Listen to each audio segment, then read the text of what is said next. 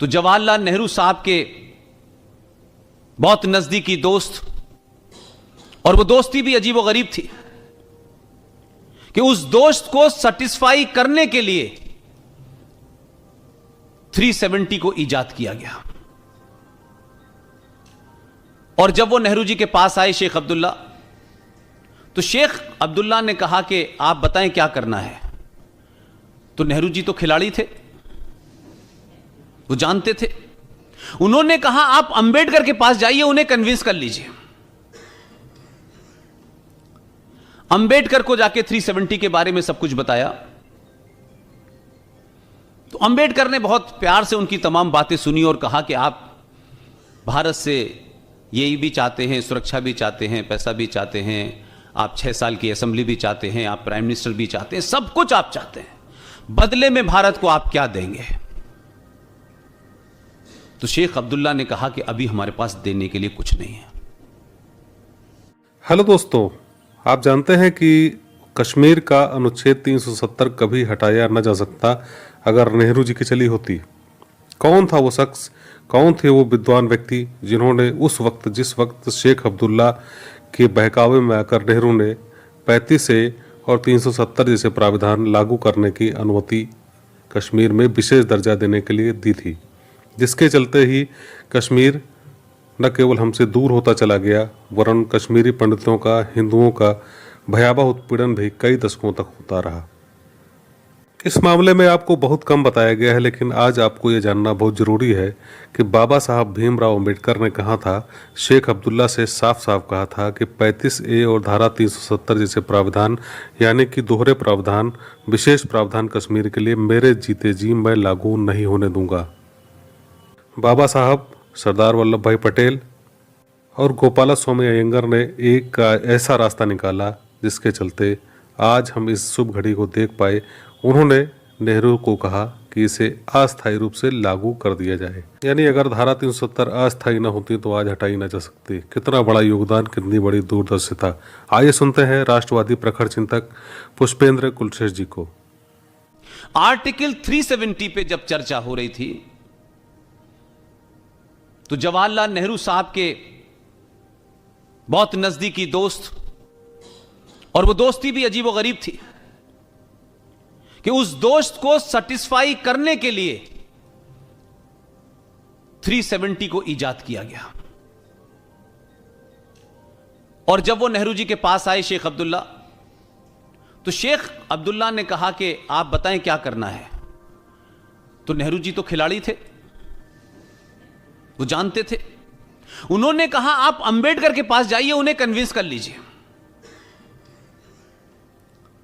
अंबेडकर को जाके 370 के बारे में सब कुछ बताया। तो अंबेडकर ने बहुत प्यार से उनकी तमाम बातें सुनी और कहा कि आप भारत से यही भी चाहते हैं, सुरक्षा भी चाहते हैं, पैसा भी चाहते हैं, आप 6 साल की असेंबली भी चाहते हैं, आप प्राइम मिनिस्टर भी चाहते हैं, सब कुछ आप चाहते हैं। बदले में भारत को आप क्या देंगे? तो शेख अब्दुल्ला ने कहा कि अभी हमारे पास देने के लिए कुछ नहीं है। मैं ये बात सिर्फ इसलिए कह रहा हूं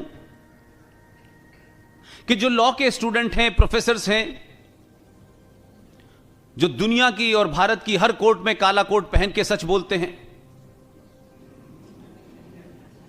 और उनका सच उतना ही काला होता है जितना कोट का रंग, उन तमाम लोगों ने भी इन बातों का कभी जिक्र नहीं किया। और ये तमाम सारी चीजें कोई आरएसएस या बीजेपी या विश्व हिंदू परिषद की कोई फैक्ट्री है, उसमें कोई किताब छपती हो, वहां से नहीं है ये।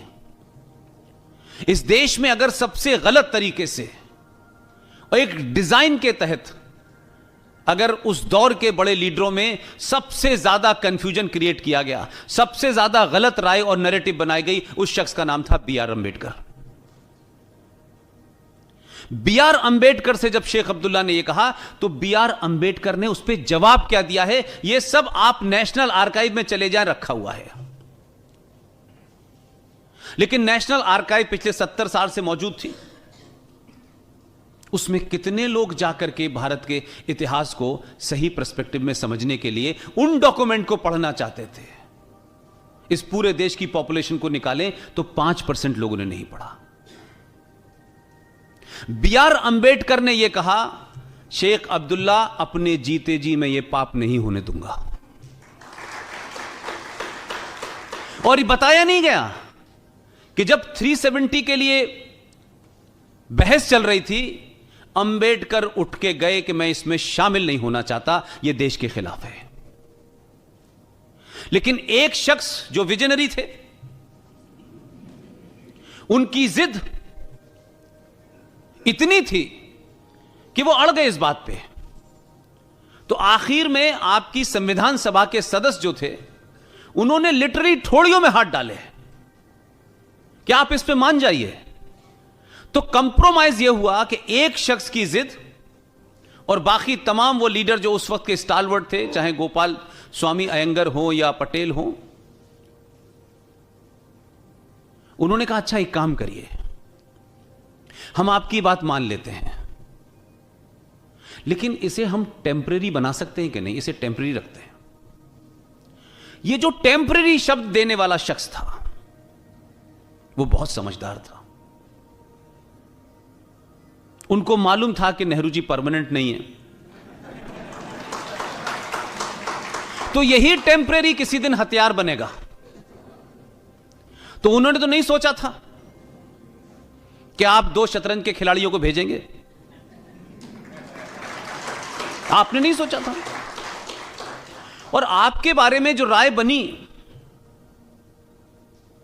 उसके लिए भी आप ही जिम्मेदार हैं। आपने मुझे चरखा दिया है,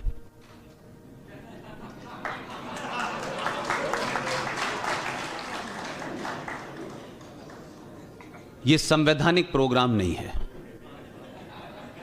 मैं किसी संवैधानिक पद पे नहीं बैठा हुआ और न मेरी कोई ख्वाहिश है इस पद पे बैठने की, क्योंकि इस पे बैठने के बाद आप अपने मन की बात नहीं कहते, दूसरे के मन की बात कहते हैं।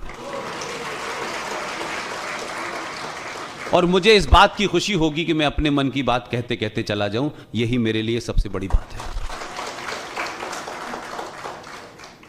क्योंकि जब आप अपने मन की बात कहने लगते हैं और समाज को यह समझ आ जाता है ये मेरे मन की बात भी कह रहा है, तो बीच इलेक्शन के अंदर पिछले 4 साल की लड़ाई का फायदा यह होता है कि कोर्ट में एक तरफ लड़ाई चल रही थी,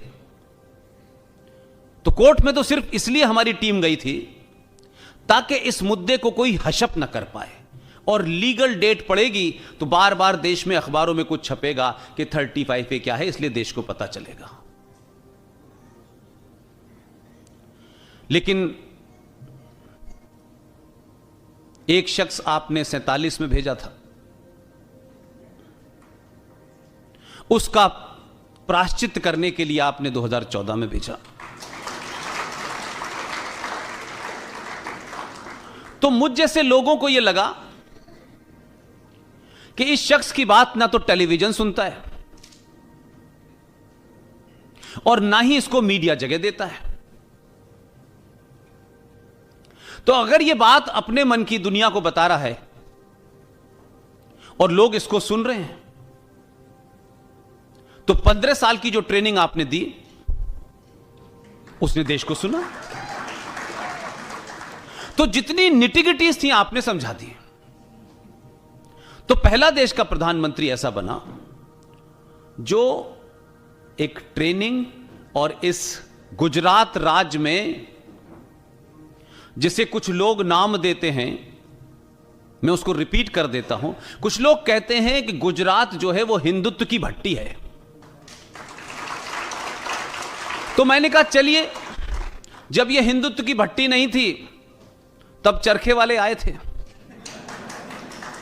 और अब ये हो गई है, तो इस भट्टी के तपे हुए एक आदमी को भी देश चलाने का मौका देना चाहिए।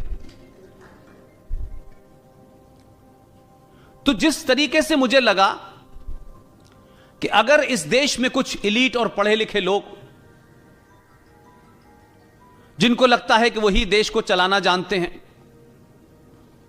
और हर कॉम्प्लेक्स बात को और कॉम्प्लेक्स बना के कहते हैं कि यह बड़ी गंभीर विषय है, ऐसे में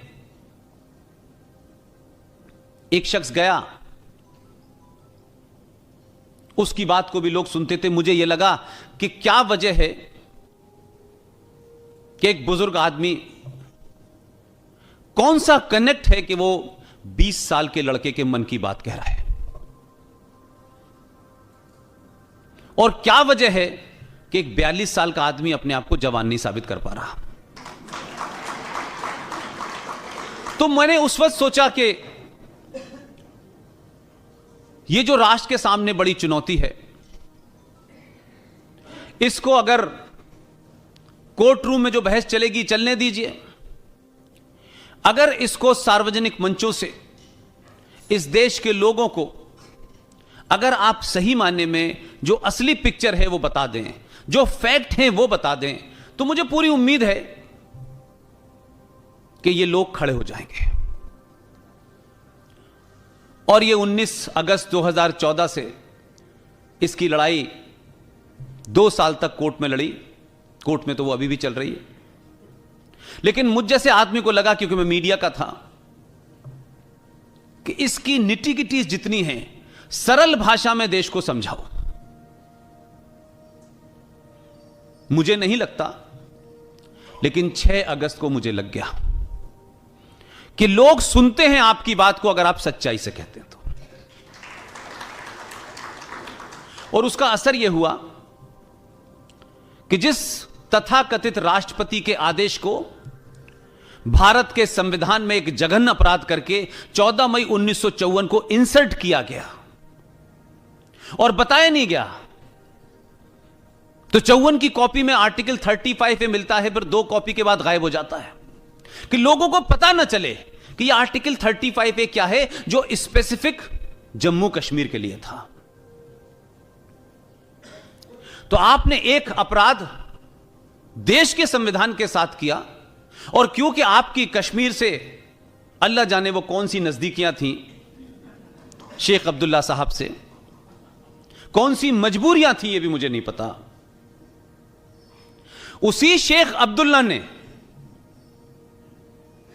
यह कहा कि जो आर्टिकल 35A है यह भारत के संविधान में 14 मई 1954 को आया है। तो अभी तो उसकी लीगलिटी पे तो बात ही नहीं कोई कर रहा है। कहा गया कि साहब ये जो आपने जम्मू कश्मीर स्पेसिफिक एक सुविधा दी है, क्योंकि जम्मू कश्मीर तो जन्नत है, वहां या तो हूरें पैदा होती हैं, मुजाहिदीन होते हैं, और तो कोई होता नहीं है, काफिर वहां हो नहीं सकता पैदा। उन्होंने जब अपना संविधान जिसका ड्राफ्ट 1956 में तैयार किया और 1957 जनवरी के अंदर जम्मू कश्मीर का संविधान लागू हुआ, तो वो कितने ज़हीन लोग थे, कश्मीरी थे, वो तमाम लोगों ने नेहरू जी से कहा कि हम इसे अपने संविधान में जब लागू करेंगे तो इसके लागू करने की डेट 1954 नहीं होगी, हम इसकी डेट 1944 रखेंगे। लेकिन हमारे विजनरी प्रधानमंत्री ने यह नहीं पूछा कि भाई 1944 क्यों रखना चाहते हैं आप, इसके पीछे क्या कारण है। अगर मैं होता तो मैं कहता कि 1944 मत रखो, 632 रख लो, तो थोड़ी बहुत भी जो मुराद है वो भी पूरी कर लो। लेकिन इस खेल को समझने के लिए मैं बोलता हूं, यह बात अलग है कि अब आपका दाह संस्कार हो गया है, लेकिन फिर भी इस देश को जानना चाहिए 1944 जो आज कहा जाता है कि जम्मू कश्मीर में कश्मीरियत, कभी सुना है आपने कि बिहारियत, ये सुना है आपने?